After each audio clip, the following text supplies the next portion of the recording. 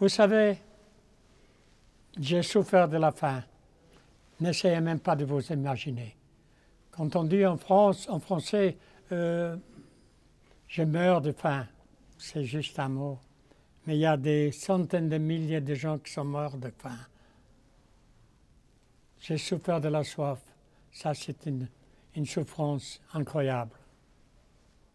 On a mangé la neige ramassée sur le balastre pendant la marche de la mort. Parce que j'ai oublié de vous dire que j'en ai fait 7 camps en tout, et Auschwitz entre autres, et une prime, la marche de la mort. Voilà. J'ai survécu à tout ça, avec de la chance. Mais la souffrance la plus totale, qui dans le temps, elle peut durer quelques secondes, laisse des traces à tout jamais, c'est la peur.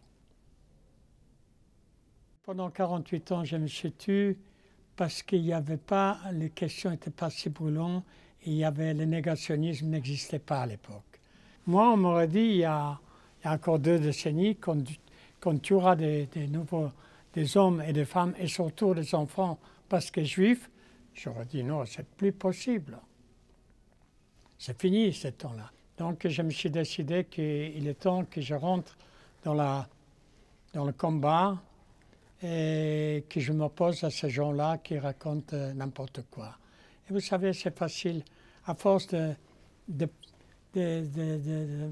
d'enfoncer le clou, ça rentre un jour, complètement le clou.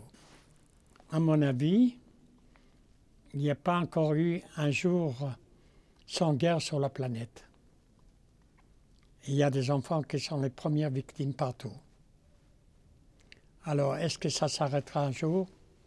Je voudrais bien croire. Mais de ce point de vue-là, je suis très pessimiste.